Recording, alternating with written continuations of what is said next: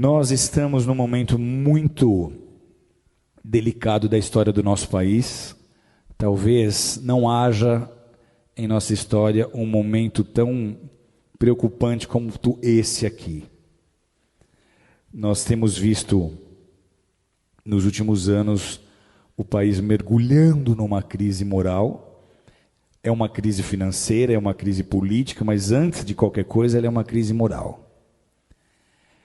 Você que fez o módulo História da Igreja comigo, você já tem mais fundamento e mais discernimento, porque eu te trouxe informações das raízes da maioria dos partidos de esquerda.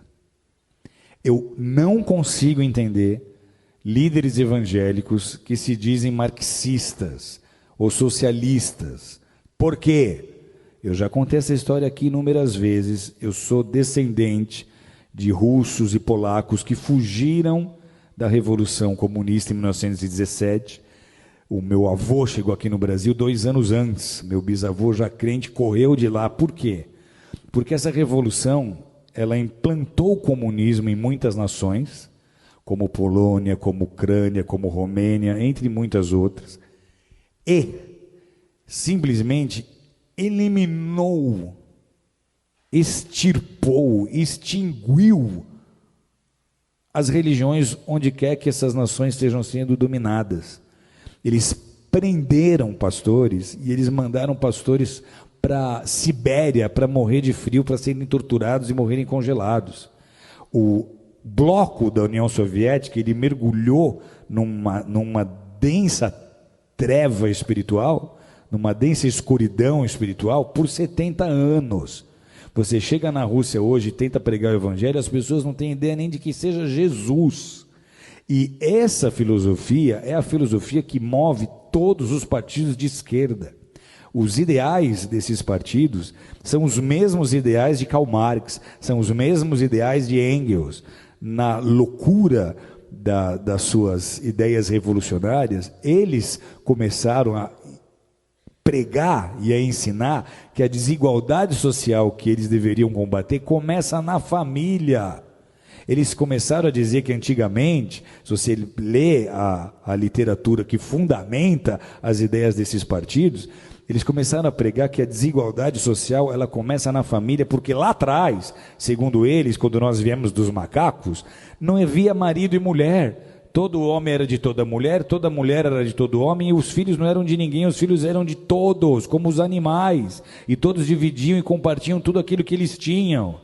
E aí alguns mais espertos resolveram plantar em maior quantidade, ter um gado em maior quantidade para ter uma maior provisão, e para isso eles precisavam de gente trabalhando, e aí eles começaram a tomar mulheres para eles, gerar filhos para colocar como escravo no trabalho. Então eles dizem, a família é a culpada da desigualdade social, e essa é, queira você acreditar nisso ou não, a raiz que movimenta tantas ideias e tantos projetos de lei que tentam sendo aprovados, tentam se aprovar no Brasil, com a intenção de destruir a família tradicional, de destruir a família modelo judaico-cristã. Esses são os partidos, amados, que estão imputando na educação as cartilhas de gênero sexual, como nós temos vendo, de ideologia de gênero. Esses são os partidos que estão apoiando os direitos humanos, como vocês têm visto, que apoia muito o direito do bandido, do assassino, mas não quer saber da vítima. E eles transformaram, nesses anos que estiveram o governo, o Brasil no país que nós somos hoje. Não só mergulhado em crise moral, mas financeira. E por que é importante nós nos posicionarmos agora? Porque de tudo que você já viu, que já veio à tona do que eles fizeram nesses 13 anos, que só comprovou um desgoverno.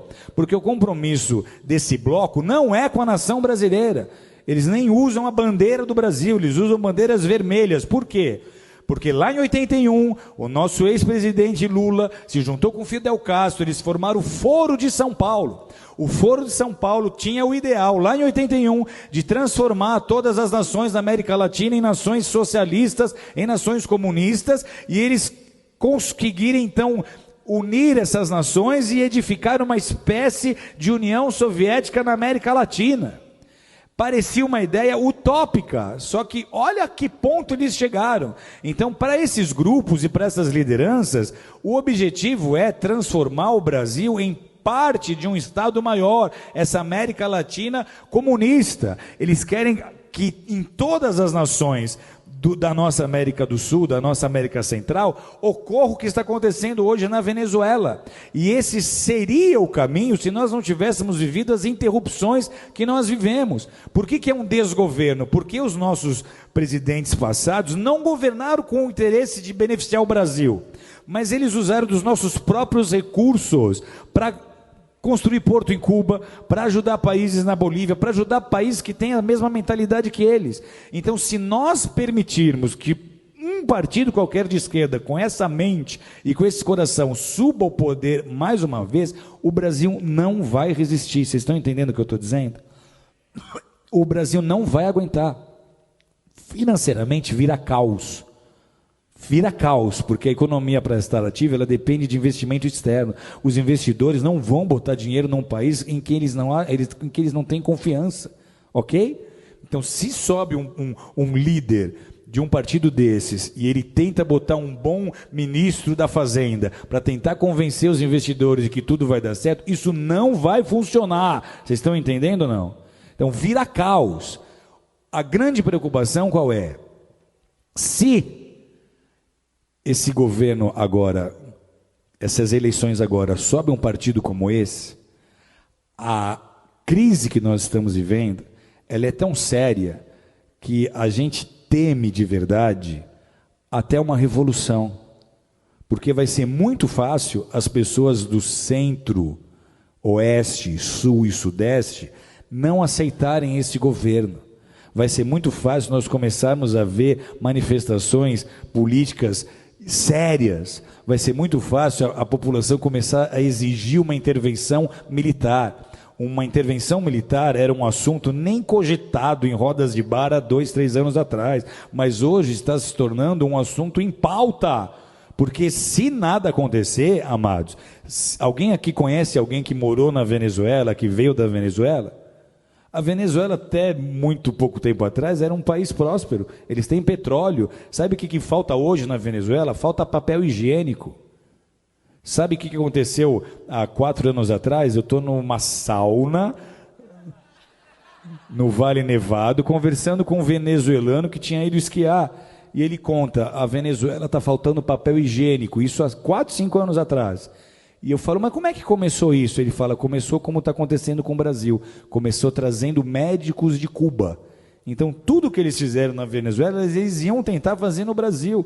Se nós dermos a oportunidade deles subirem ao governo de novo, não será mais como foi da primeira vez. Você não vai ver o Lulinha Paz e Amor. Você vai ver o Lulinha revolucionário que vai tentar implantar o modelo político que ele acha que é o melhor para o Brasil. Sabe o que acontece com a igreja num cenário como esse? Tem ideia ou não?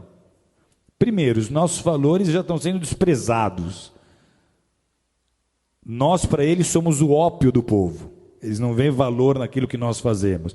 O marxista raiz, ele é ateu. O evangelho para ele não significa nada. Ok? Então, para a igreja, esse é o pior cenário possível. Deus está no controle, sempre esteve e sempre estará. Mas a gente transforma uma nação com oração e com consciência na hora de votar.